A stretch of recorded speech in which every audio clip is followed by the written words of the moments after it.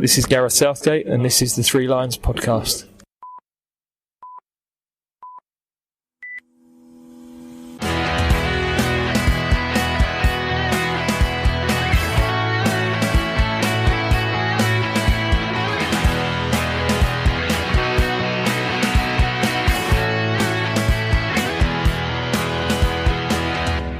Hello and welcome to the Three Lions podcast. My name is Russell Osborne, and this, as always, is an independent England supporters podcast. Now, in the past, I've tried to look at all sorts of aspects of the England setup. Initially, as an England supporter, my focus was always the senior men, watching them on the telly, be it the World Cups or the European Championships. And then as I grew up, going to Wembley, and taking those first steps going abroad to watch the side. But then, as my knowledge grew, I became aware of the other teams under the FA's England umbrella. The under-21s, the women's side. And then once I became part of this podcast, I really started to look beyond. And previously I've spoken about the blind team, the amputee side, and I've got plans in the pipeline to speak with some others. But this time, it's the turn of the England C team. If you're not aware of them, then I hope this will be an introduction to the side. Nothing too in-depth, just enough to wet your whistle, as they say. And in this episode, I'll speak with some first-hand knowledge and experience of the team. So the senior men, although not referred to as, are the A team. The England B team, although not officially expunged as they haven't played since 2007, and we briefly touched on them when we spoke with Nicky Shorey on episode 96, and I plan to look at them in a bit more depth at a later date. But next in line are the England C team. I quite enjoyed doing the research on this team, and surprisingly, there isn't a huge amount out there. So to start with, I purchased an old programme from 2013 against Turkey, from eBay, of course, to get a flavour of things. The welcome page, as written by David Bernstein, the then FA chairman, states, "When the FA Council ended the official distinction between amateur and professional footballers in 1974, it meant the end of England matches at amateur level. For 5 years after that, players with non-league clubs had no opportunity to represent their country. Then, an England semi-professional team was created, which played in tournaments and friendly fixtures, and over the years has evolved into the England National Game 11, and now England C. Once again, players below Football League level can experience that proud moment where they pull on an England shirt with the Three Lions motif." Harold Wilkinson was the first of 6 managers to have taken the reins. He was in charge from 1979 to 1982, Keith Wright 82 to 85, Kevin Verity 85 to 88, Tony Jennings 88 to 97, John Owens 97 to 2002, and current Charlton Academy manager Steve Avoy took charge in a caretaker capacity between 2002-2003. Then, current manager Paul Fairclough has been in charge since, making him one of the longest-serving England managers.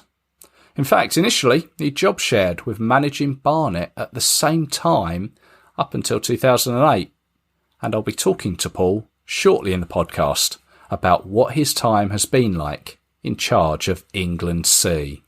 But first, being semi-pro gives us an indication of the criteria needed to represent the side. The team consists of players who play outside of the Premier League, Championship and Leagues 1 and 2 within England. So basically, players from the National League, or the Vanarama National League as it's currently known as, or in some instances, from the lower leagues, steps 1 down to 7. And the age is capped to under 23. The team, like the seniors, under 21s, etc., come under the FA's umbrella, so they wear the same kit as the senior team and receive the same cap with tassels and match embroidery, and they line up for the national anthem like all the other teams at the beginning of the match.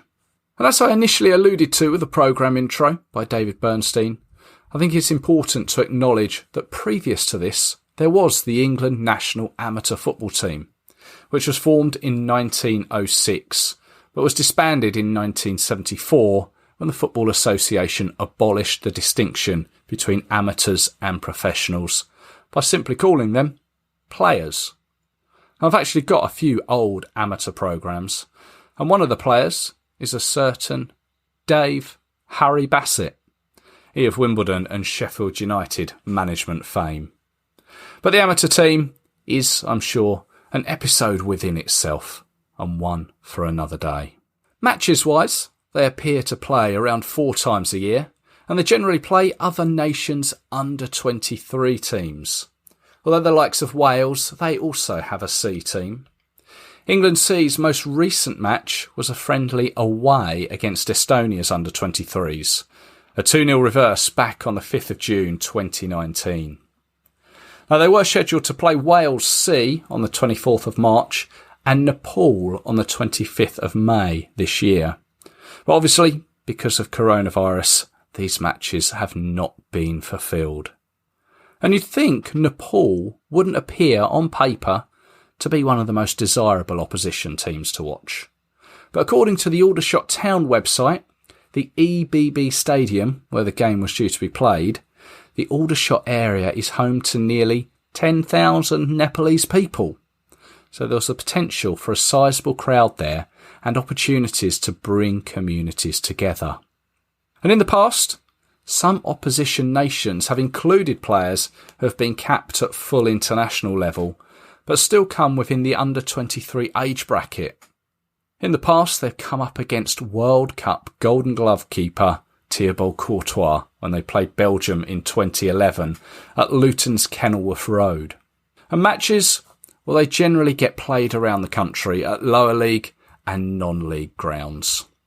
Over the years, the side have been fairly successful, regularly playing in the Four Nations tournament, which was a semi-professional competition that ran up until 2008, regularly contested between England C, Scotland, Wales and Republic of Ireland semi-pro sides.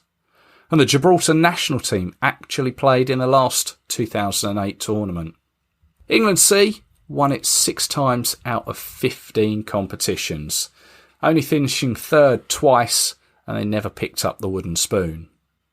The side also won the inaugural International Challenge Trophy back in 2005-06, and they've since been runners-up 3 times, most recently in the tournament that was contested between 2015 and 2017, losing 4-0 to Slovakia's under-23 side.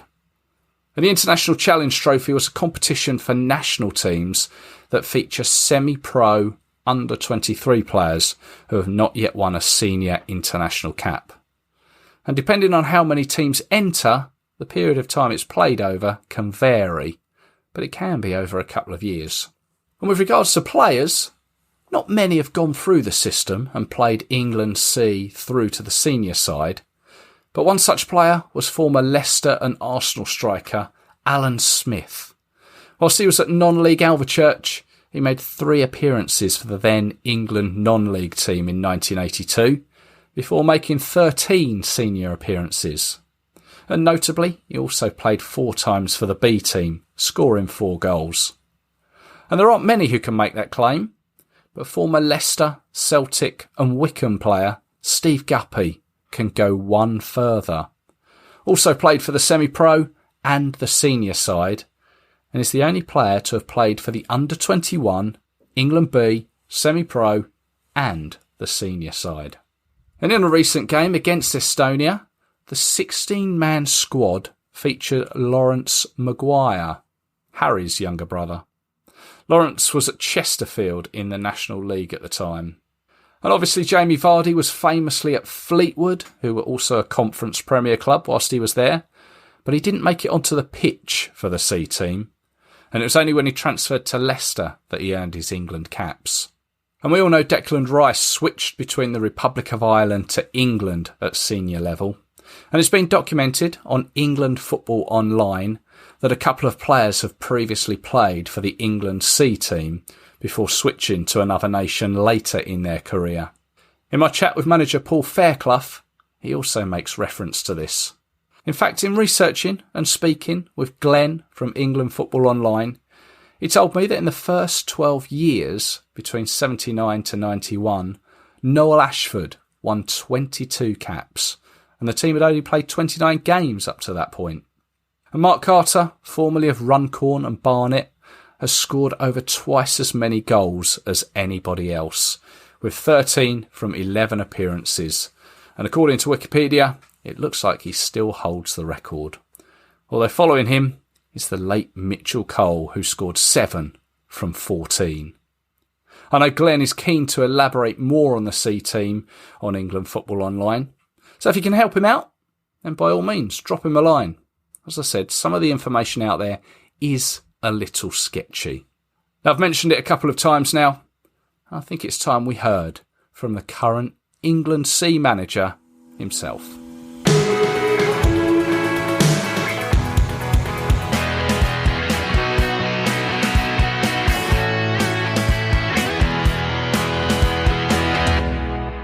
I'd like to welcome to the Three Lions podcast, current England C manager.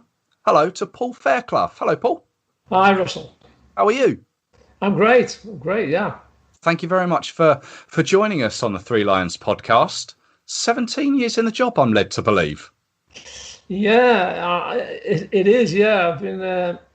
I think someone said to me the other day that we weren't sure how long Walter Winterbottom done.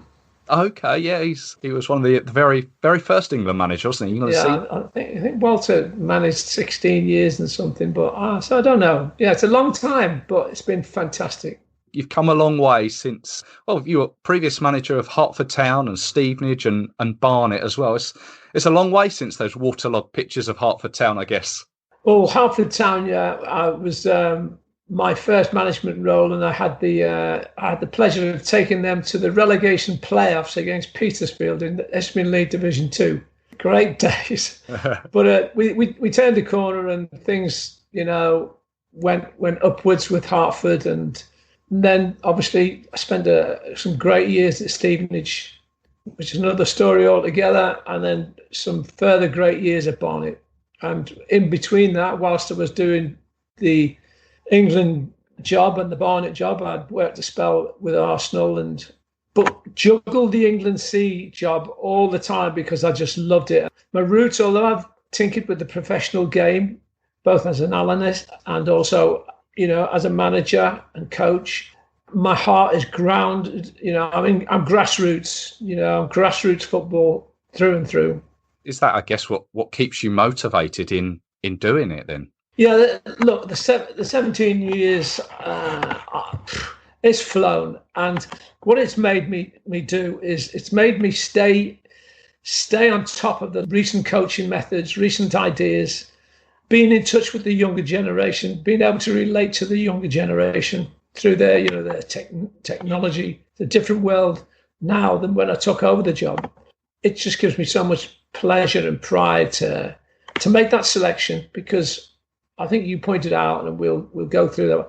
I've got millions of players to choose from, and that's quite often reflected in other teams that are England teams that I manage, or representative teams that I manage. I manage what they call FA representative teams. Right. And just recently I took a team to the Falkland Islands, and that team was made up of players from step 4 and 5. So even lower than the National League. Look, yeah. National League Step 1, North and South 2, Isthmian League 3, and it goes down 4 and 5, and it carries on. And would you believe, such is the impact of a representative honour or an England cap, one of those players who came out to Falklands, who was playing in Step 5, has just signed a 2-year deal with Crawley in the Football League. Really? It inspired him that much, the trip to the Falklands. That's amazing. I mean, you mentioned the Falklands there. I mean, I've seen in the past you've been to places like Bermuda as well. Yeah, I think over the years we've changed from being a highly competitive team, but also combining with an ambassadorial role.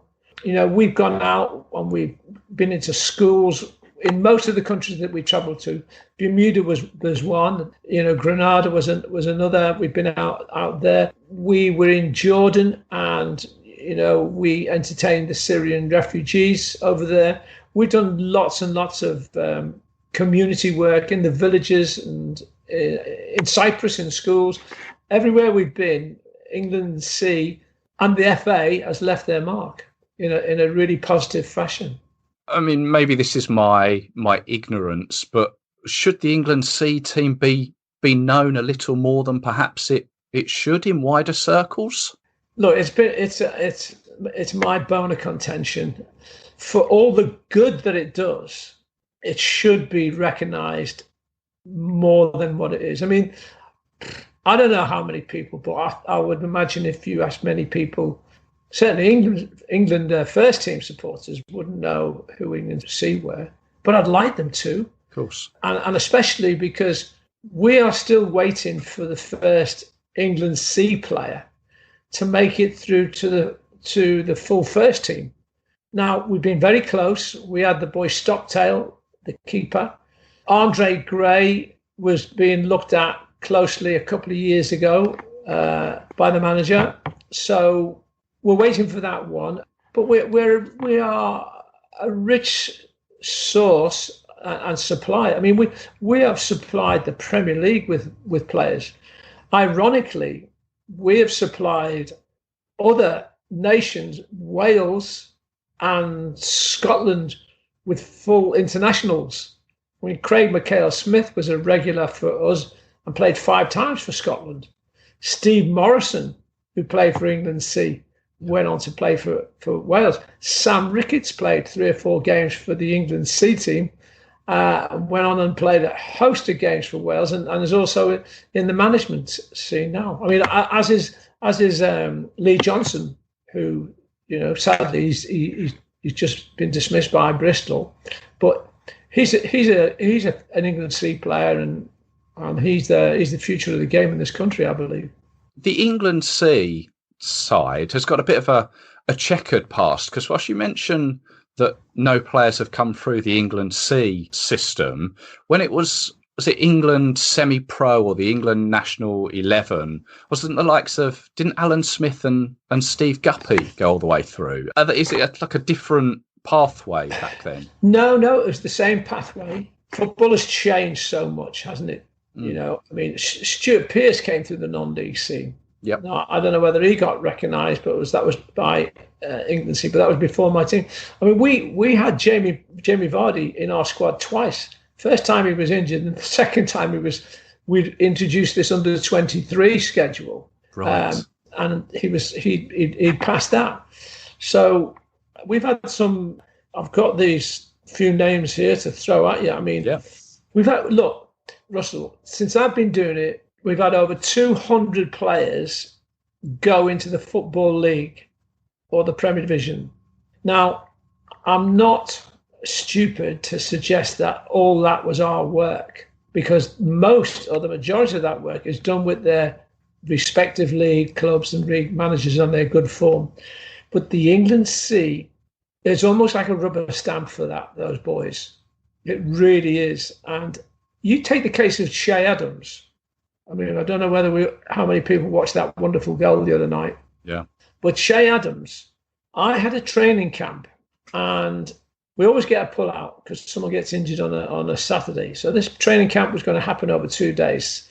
And I'd arranged for Che Adams to come in as a substitute. I'd watched him playing for Ilkeston, or my colleague had, who's my eyes in that area, a guy called John East, who we've been together, since we were 20 years old. And John was raving about this kid. And if John raves about somebody, I don't even have to go and look. So we pulled this kid into the squad. He was 17 at the time. And he was just head and shoulders above everybody else who was on the pitch. This 17-year-old lad. He had the language style of a John Barnes when he was at, that kind of style. And I can still recognise that in his gait now. But the minute that got around, on the Sunday he was in, I got a phone call from Celtic on the Monday. How they got hold of that, I don't know. But that sort of epitomizes what a call-up, because when we do have games, we get a plethora of scouts attending the matches. I mean, it must give you a tremendous sense of pride for seeing these players come through. Unbelievable. I mean, like I say, we've got Steve Morrison, Andre Gray, fantastic for us, Andre. Sam Clucas come through with us.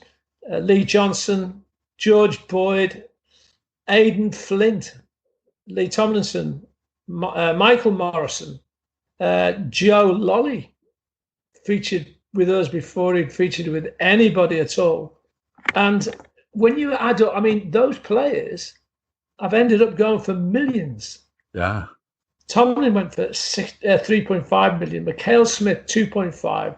Aidan Flint, who we had, he's gone for 11 million in total. Gray has gone for almost 30 million in his young time.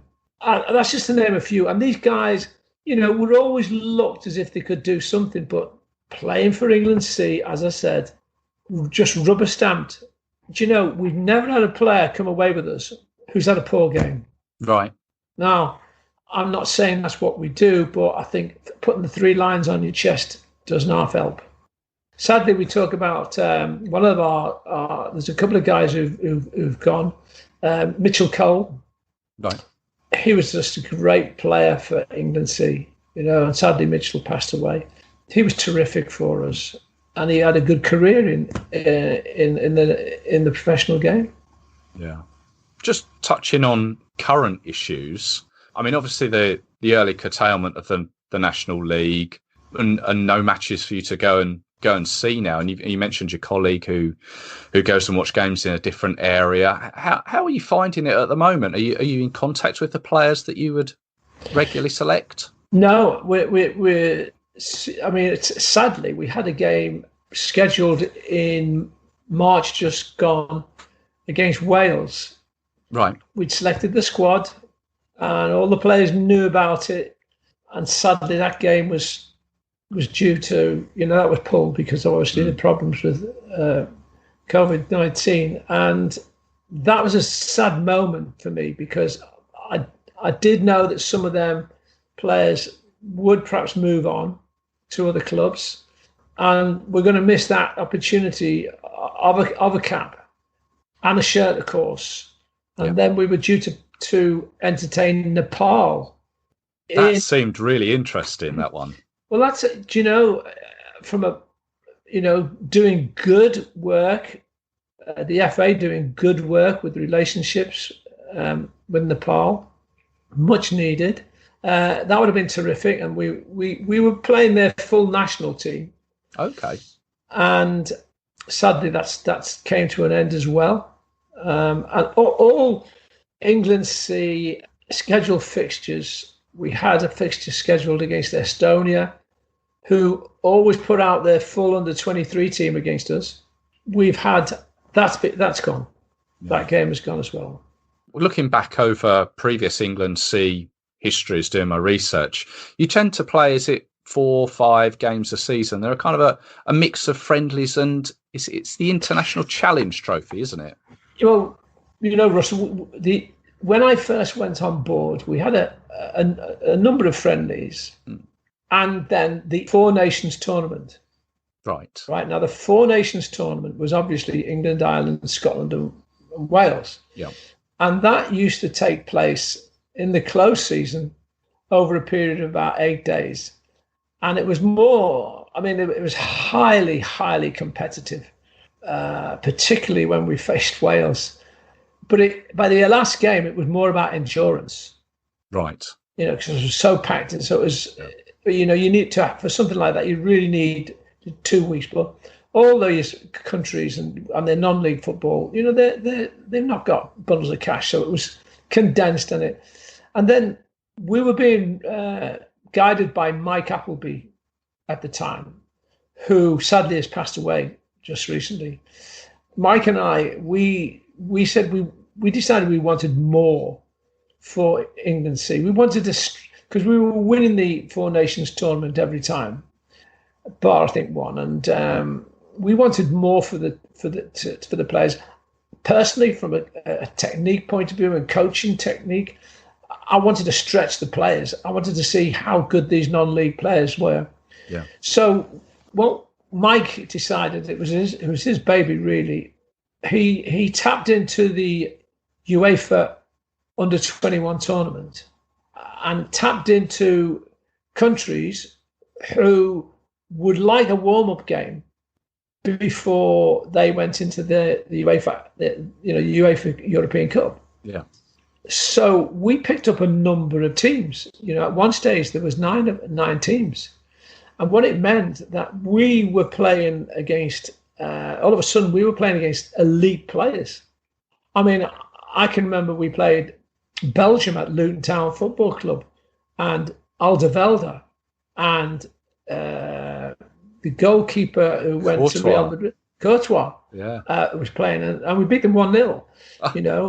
And I can remember we went out to Russia and played their full under-23 team, because the tournament, which was called the International Challenge Trophy, was designed to be under-23. But these nations were using it with their under-21 side. And we had some epic matches. I mean, we got stretched in some of the games, but really did well. And when I remember playing Turkey down at Dartford, and the boy who went for Everton, I don't know whether he's still there, he went to Everton for about £22 million, Tucson, he was playing up front. So all of a sudden we were playing against these players who are full internationals now. And then sadly, we lost the international challenge through sort of the recessions that were carrying on in Europe, more so than what was happening in England. And nations were beginning to pull in their purse strings, and it was beginning to get increasingly more difficult to pull in nations to play in that tournament. So that's when we took on a little bit more of the ambassadorial role. But whenever the players have played against these elite opposition, the greater the opposition you play, you're being tested to the hilt. And I'm a firm believer in non-league footballers, that they can go places if they want to, and there's no better way to test their ability than playing against far better, allegedly better players than them. So do you remember seeing a sort of an immediate spike in sort of the competitiveness when no disrespect to the Four Nations trophy, but as soon as the next one came along? Oh, of course, the players were look, putting on an England shirt, they were hyper anyway, they were fully responsive to anything I said. I mean, I've had the easiest job in the world, I pick the players and I don't need to motivate them. It's that 3 lines on the shirt. And then seeing the opposition players, it's fantastic, and so, yes, it certainly brought out the best in them. As I say, I can never remember us falling completely apart against anybody. You'd say it's the easiest job you've got there, because you don't really have to motivate them. But do you come into contact with like your fellow England managers, the likes of Gareth Southgate or Phil Neville or Adi Boothroyd at under 21 level? Well, I know Adi, but no, we've had no real contact. I don't know why that is the case, but everyone seems to be closeted. I remember when we went out to play Finland, in the International Challenge Trophy. That was the time Roy Hodgson was managing the full Finnish team. Okay, yes. He was training on the next pitch, and I expected Roy to come over and after the game, and after his training session, and come up and see us. But he obviously was far too busy and didn't come. So, but no, we've not really had any sort of going in between. Look, I can remember England they talked about the DNA, and we were included in the DNA. But I think what we've done with the England C team, it has been a team that's been more or less left to operate by itself, have its own little island, and have poetic license to do more or less within limitations, and do what we were doing. Right. So I take it then you don't come out of St George's Park, or where do you train when you have? Well, it's quite complicated. I mean, we get a budget, and it's quite out of that budget, everything comes. Everything comes, transporting the players around, hotels, and that's another reason why we can only have 3 to 4 events. Or we've had in the past 3 to 4 events each year. When we haven't had a game, we've used St George's, but that comes out of my budget. Right. So there's always a cost. I learned that when I was manager at Barnet. But it's a business. I remember Barnet used to get free balls from the league, but I used to have to buy the balls off the club, and it came out of my budget. But the money was still swilling around, and it's still the same with St George's. Obviously, it comes out my budget, and the money swirls around. But it for what it cost me to use St George's, I could have 2 sessions somewhere else. Right. And that's what we chose to do in the end. That's understandable. I mean, something that you alluded to at the very beginning, where you mentioned that these vast pool of players that you get to choose from. Did you mention you've got players to say all over the country at various levels? Is that an easy way of selecting players, to have too many, or is it a good headache to have? In the main, the England, compared to the full England team, their pull is mainly the English Premier League. Yes. And occasionally they'll have some players from the Championship, but seldom it goes below that. Now, the England C team is different. Yes, we'll have a lot of the National League, but if we see someone coming through step 3 or 4, and I believe in him, and my scouts believe in him, we'll pick him. Because we believe one of our roles is to help young players. And this is the thing about non-league players that people don't understand. The majority of non-league players, certainly going down to levels 4, are rejects. They've all been through that process where they've been to professional clubs, they've been in academies, they've been in centres of excellence, and somewhere along the line, they've been rejected. So that's another motivational thing when we come together, because they're all, and we share this. When the players meet, the players share. They have to share. Okay. Is that something that you encourage? Oh, it's a process we go through. Right. What we have to do, we have to bond that team. We get very little time when we play a game. We might have a game on a Tuesday. We'll meet up on a Sunday, train on a Monday. We'll play on a Tuesday, and we'll come home either Tuesday night if it's in the UK, or Wednesday morning.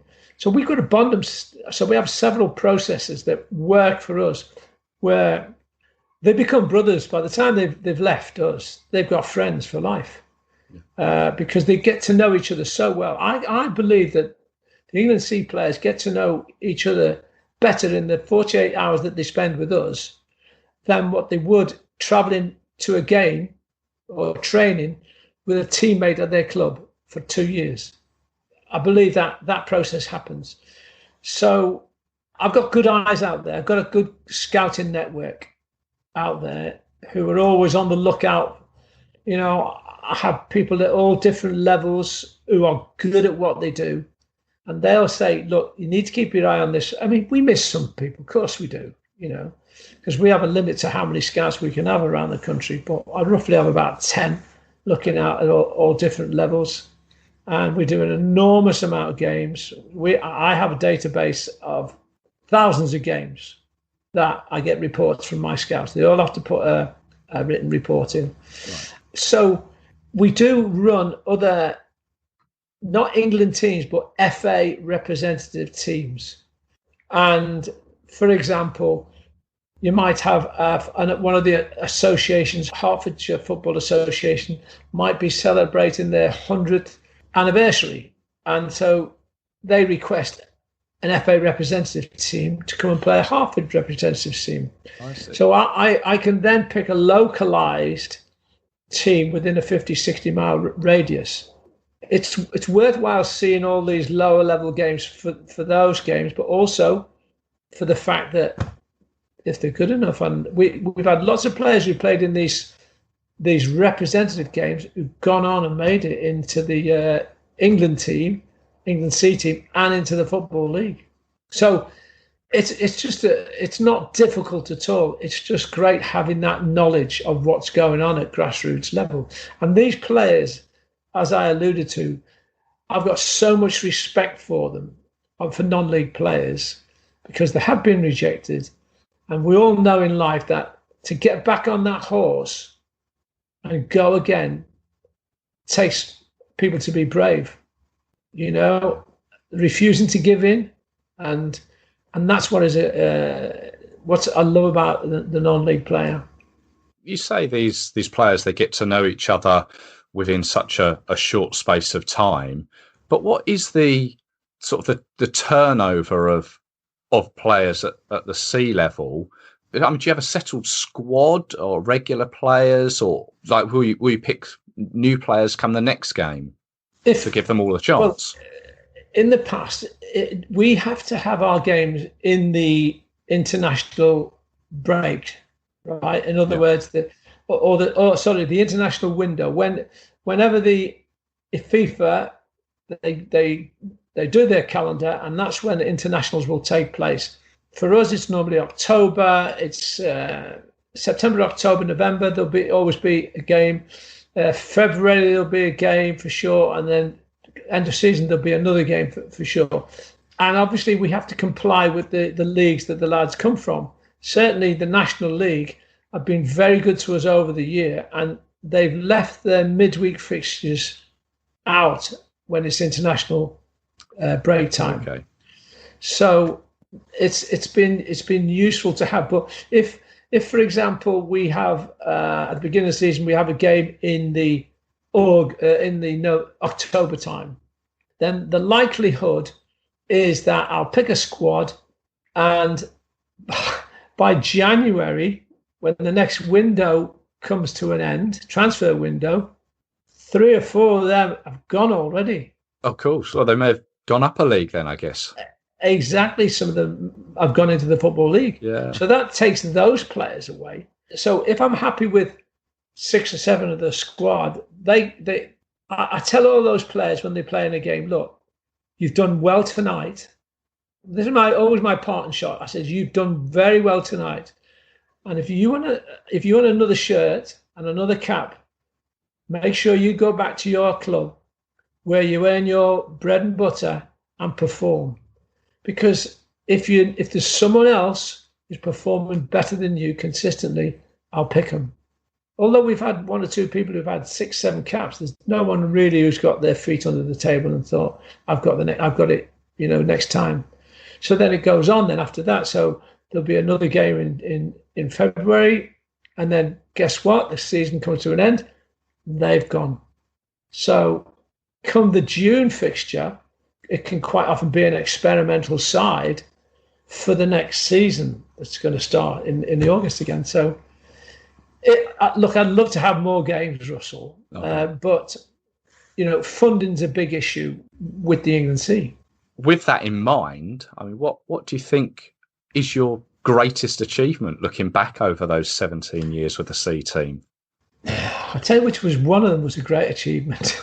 Was I was appointed manager back in, I can't even remember, 17 years ago. And at that time, I think it was the Vauxhall League, which was where we were going to be picking the majority of the side out for this next game against Belgium, really important first game against Belgium. There was a disagreement between the FA and the then, I don't know whether it was the Vauxhall, but the conference, if you like. Yes. And so having pulled out from steps 1 and 2 together and put what I thought was a really good side, because I only had a week to pull this side together anyway, such was my appointment, that we didn't have any players to choose from those levels. So we had to put a couple of sides together, literally overnight, Mike Appleby and I. And I remember staying in the offices, I think it was Lancaster Gate then or something like that. Okay. We stayed up all hours, putting this team together, making the phone calls. So that was a great achievement. But there's been so many proud moments, rather than great achievements. I'd call them proud moments. Yeah. Some football related, some not. I've got a great team of backroom staff. Mickey Payne, who's my goalkeeping coach, and Jack Dimitri, who's my physio, and Jimmy Conway, who's my kit man, who was kit man for the under 21s when the likes of David Beckham was playing. Okay. And we're just a sew together group. And it was when we put there was 4 busloads of Syrian refugees who came to a venue on the border where we had this grass. Well, it wasn't exactly grass, and the players had all come and they'd all been put into groups, and these kids come off these buses and they were so sullen. These kids, you can see the traumas. And you know what? My coaches and my players had these kids screaming with laughter, and they all got back on the buses an hour and a half later cheering. And that was a really proud moment, nothing to do with the football, but I think just some of the games. I mean, I remember playing against Czech Republic at Woking, and we were 2-0 down with about 10 minutes to go on a freezing cold night, and they had a lot of stars in the team at the time, and the players just refused to give in, and we scored an injury time equaliser. Okay. That felt like it's one of them, Russell. One of those that feel like a win. You know what I mean? Yeah. I've had a couple of moments like that as a league manager where a draw just felt like a win. Yeah. But that was a great occasion. But just every single occasion I meet up, the planning that's gone into it from all sides, and the anticipation of meeting these young, aspiring footballers who hang on every word and every session that you do with them, and the feedback we get from them afterwards is always so positive. And that's the message that England C takes back with them. Those players come with us. We want them to go back to their families and their clubs and promote England C, which they do. Yeah. So no, it's like I said, it's an easy job. Well, it sounds a very enjoyable one, and it pains me to say I've never actually come and watched an England C. Doing this particular podcast as just doing the research and looking into it, and thinking actually, there's no reason why I shouldn't go along and watch. I mean, we tend. That's another thing. We tend to, if we get a home fixture, we tend to share it out amongst the clubs. So we'll have a northern fixture, we'll have a Midlands fixture, we'll have a southern fixture. Yeah. So, look, at the moment, the England C activities have been suspended, right, because of the coronavirus and the effect it's had on it. It's no secret at the FA that there's been huge cuts at the FA and huge casualties. Sadly, more than 100 people have lost their jobs at least. Yeah. And there's been a lot of people who've suffered, and England C have suffered. So our budget has contributed to that loss. So we're temporarily suspended. So work will carry on. Yeah. Doing what we do, once we can get into the games. We're all excited. All the scouts are excited about watching the up and coming playoffs on BT. So they'll all be at it, and hopefully when things improve, who knows they're going to improve? I mean, because it's very sad because the impact we have. For example, I selected a young goalkeeper from Curzon and Ashton to be on the contingency squad for the game against Wales, and he was interviewed by the non-league paper, and he was in the contingency squad, so he wasn't even selected as one of the two goalkeepers. But it was as if he'd won the jackpot. Yeah, and it inspired him for the forthcoming, for this season that's coming. He wants the shirt, but obviously we're not going to have any games. Yeah, until it gets sorted out, and then I'm determined, and so are the people our administration team, Lawrence Jones and Andy Shaw, who helps her. We're all determined to get the team, up and running, with whatever it's going to take. Well, it's so it's almost with the playoffs coming up, it's sort of business as usual for yourself, but just with this hanging over your head at the moment. Yeah, I mean, look, we don't know how long it's going to last. No one really saw this coming. My heart goes out for the people who've lost their jobs throughout the world. Really, there's bigger things in life than football. If you're led to believe Bill Shankly, that's not true. Mm-hmm. It's true, I mean, we've suffered, I believe, temporarily. How long that temporary will be, I'm not sure. We will be back. We will be promoting the young players again, for sure. Well, I'd stay positive, and yeah, let's hope we can all come back together, and yeah, we'll see that England C team back on a pitch close to us soon. Oh, absolutely, and I guarantee that we would like current England supporters who, do you know? I mean, I can remember going to an England game at Wembley a few years ago, and I almost fell asleep.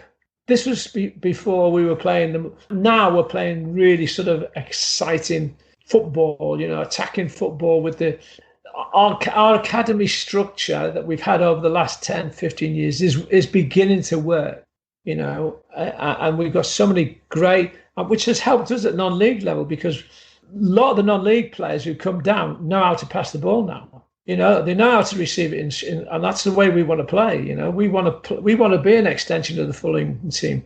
I want Gareth Southgate to come to an England C game and say, that's what we do. Well, we're not copying him, but it's the way the game should be played. Whatever is going to happen is going to happen. So here's an idea. Maybe they should, for a future England senior team friendly, then maybe have the England C team play at Wembley before the senior team play. Listen, it's I'll be honest about it. It's my ambition for the England C team to play at Wembley. And it would be easy to do that. Mm. I mean, I remember when years ago when Bobby Robson was manager of the England team, we'd just come off the back of winning the Four Nations tournament, and Sir Bobby invited all our players to the game at Ipswich. I can't remember what country we were playing, the first team, but he invited all the players on the pitch before the game, shook all our hands, and presented us with the winners' medals. That's the closest we've got to being really recognised nationally, because that was on the TV. So that's what we want. I mean, it would be great to do what you've suggested before an England game. It really would, and it's doable. They got enough changing rooms there. Yeah. Well, I don't have much influence within the FA. In fact, I have nothing. But or maybe they'll hear this, and maybe someone will go, That's a possibility in the future. We'll see. Yeah, for sure. We can, that dream of yours, that'd be great to realise. Paul, thank you very much for your time. I really appreciate it, and I wish you all the very good luck going forwards in these strange times. Very strange, yeah. Thanks, Russell.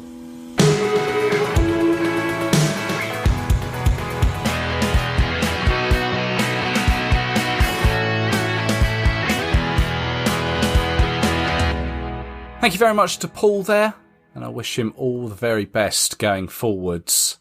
I'd also like to thank Richard Weeks from the England Supporters Club for sorting it all out for me.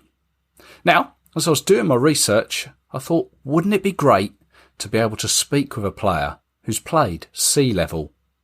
And I'm pleased to say that current Ipswich Town striker James Norwood has agreed to have a chat with me.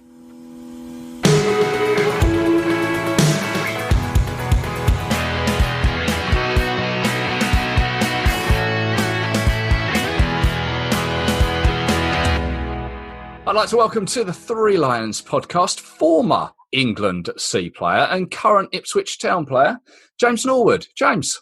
Hello. I was just looking back through your England C time, but just currently up to date. You're at Ipswich, aren't you? I am, yeah. And season curtailed a little bit early, obviously, but you had a bit of an injury towards the end? Yeah, I got injured, I think, in October, November time. I had an operation in November and then tried to play on to the point where I was doing myself a disservice and had another operation in February. And how's things now? Still not right, but it's been difficult, obviously, during lockdown to get some physio on that, but managed to find one up in Crewe that is willing to work with me, and I've made some good progress. Oh, well, good stuff. All the best for the season up and coming. Thank you. So, England C, take us back to then. What was going on for you when England C came about? Well, I've been 21, 22. Yeah. Obviously, played with a lad that made the squad. Played with a couple, Reece Stiach and Jamie Turley. I think they became a little bit too old, and obviously I was starting to have a good season and found out about this England C setup and got called away to Bermuda. As you do. Yeah, it was great. Looking back, I think it's put up every year, but the team we had, I think there was 20 of us and about 16 of us went on to play in the league. Okay. I know it was probably sort of Andre Gray, Sam Clucas. Were you at Forest Green at the time? Yeah, I was at Forest Green, yeah. So Bermuda was that first game. You had quite an introduction, by all accounts, didn't you? Yeah, it went quite well for me. Obviously, I was told myself and Andre were on the bench coming on for the second half and managed to score a hat-trick in about 12 minutes. Result?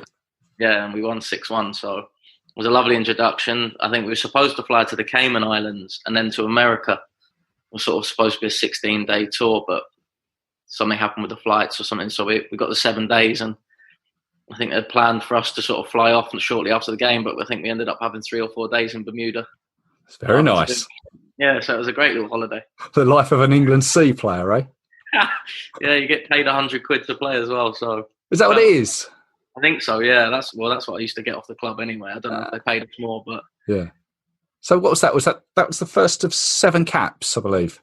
I think so. Yeah, I think it was 6, 7, or 8. I'm not entirely sure. I had to go through. Were you aware of the England C team? Only sort of through the lads that had played before me at Forest Green. I'd heard about it about the year before, I thought, and I had got into a little bit of mischief at the club, should we say. And I know Paul runs a very tight ship, and I thought I may have been called up before that, but I got back on the straight and narrow, and I ended up getting my call up the following year. What's Paul like as a manager? He's brilliant. He sort of really gets you going. He does a lot of team bonding work and a lot of stuff on the training field, but he takes you out of your club mentality, whereas we're about winning. He sort of the first thing he says to you in the change room is go, you might not do it at club level, do it here. Express yourself. If you want to do a trick, do a trick. If you want to shoot from the halfway line, shoot from the halfway line. So it just gives you that freedom to play in whichever manner you think suits you best. And for me, that was great. I like to take shots on and dribble with the ball, and you think, can I do that at club level? The manager goes nuts because it's 0-0. Yeah. But, given that freedom and that license to be able to play, I think it's shown over the last few years how well the England C team does, because people come out their shells and, people get noticed from it. Yeah. And he said he has this sort of introducing like yourselves to each other. Is that sort of nerve-wracking if you've not sort of spoken to him before? Because it's quite a vast amount of players that come and go between the C team, is it? Yeah, I think depending on what sort of character you are, it can be difficult. But the minute you're only put into groups of 2, so you've only got to talk to one person. So you just find out, and you have to do a sort of introduction on the person you've just been speaking to. He encourages not speaking about yourself, but learning about other people. And I think you don't. Someone might say, "Oh, I've done this," and you go, "Oh, me too." It's not what he's looking for. It's, how did you find it? Yeah. What was it like? You pick up a lot more information about people that way and get to know people better. And I can say every trip I've been away on, I've probably still say hello to everyone. Really? Yeah. I think you just become really close over it. Or you have so much time to bond. I don't think I played a home game, so I've always been travelled away and always tried to be a part of the team that sort of brings people together. And at one point, you were captain, weren't you?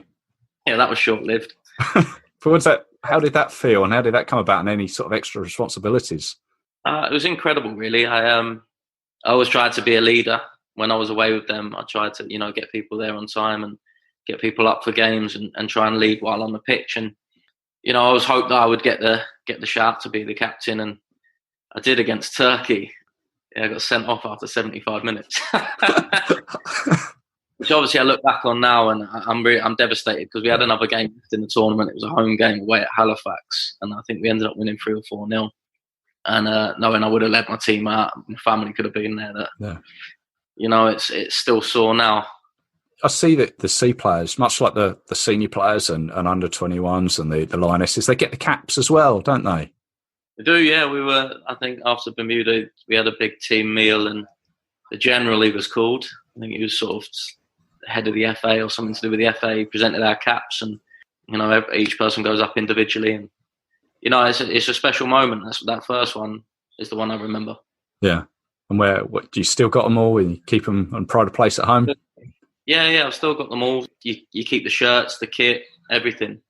Some training kit I managed to keep. Yeah. But yeah, it's just like being away. I assume with the real England team, you get your 2 shirts, you get your cap. The only difference is it's got a C after it. No. We're young. We was in the conference, and it's a real honour. Happy days, then, I guess. Yeah, definitely. Yeah, some of the best times I had. Some people don't want to be travelling away in the summer, but I kept fit, and I really look forward to every game, and every call up I was hoping to get called up because I enjoyed it so much. And you got a last-minute penalty versus the Czech Republic, wasn't it? Yeah. Nervy? The way at Woking it was. Do you know what? I wasn't nervous. I think because of what the gaffer said, and how he is with the lads, I had absolutely no problem stepping up. Went straight to the ball, and I managed to stick it in the stanchion, which I did against Bermuda as well. Okay. And also, I had one ruled out against Jordan that was perfectly legitimate. So I should have had 5 goals, but but no, it was a questionable decision. I ran from about 5 yards onside and headed it in, and got given offside. But we were warned about these sorts of things happening. What, in Jordan in particular? Yeah, prior to the game. Yeah. I mean, they certainly go to some interesting places, be it, I say, Bermuda, Jordan. It's just a totally different to, say, the seniors would go to, isn't it? Oh, yeah. I remember in Jordan we worked with, we did a training camp for some refugees. That was special. We held a mini tournament. 3 of us managed each 5-6-a-side team, and we had a great day. These guys sort of escaped sort of the country and living in poverty and things like that. It was just nice to be able to do stuff. We visited schools in Bermuda. We thought we were the real England team, and it was just nice to put smiles on people's faces. So it was, it wasn't just football; it was educational, and it was great to do stuff for the community. Sort of thing that doesn't really get reported back. No, I don't think so. I don't think England C is widely covered. But, the lads, the 20-odd lads that travel each time, and the coaching staff, I think it impacts them. So, it doesn't have to be widely sort of spread around the place, but, the people that are there, it touches, and I think the memories serve long. It's good to know. Good to know. Well, wish you all the best for the forthcoming season and the injury. Hope you get back to full fitness, and thanks for sharing those England C memories. No worries. Thank you very much.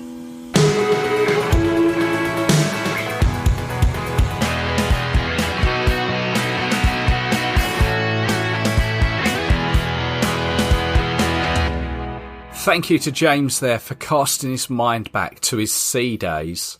And if you search England C on YouTube, you can see some of his goals, including the hat-trick against Bermuda and that last-minute penalty against the Czech Republic.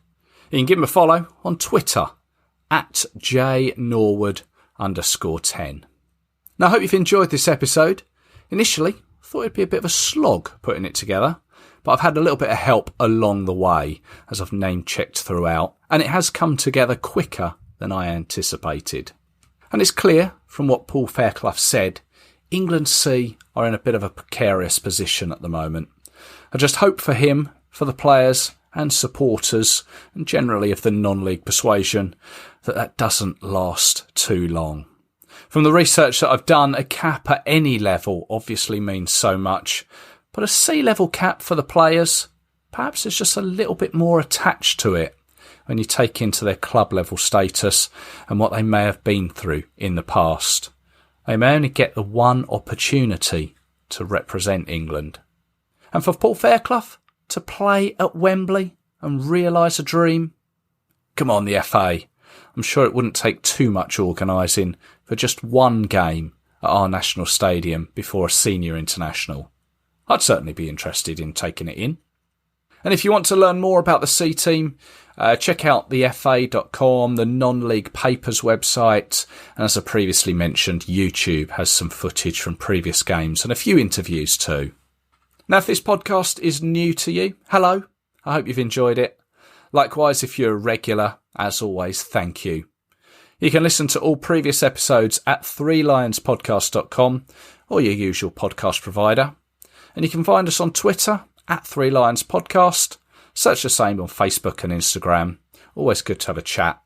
And if you happen to find yourself on the likes of iTunes, why not give it a rating? I'm not going to beg for 5 stars. Give it what you feel it deserves. So until the next time, look after yourselves, your friends, and your family too. Stay safe. Cheers.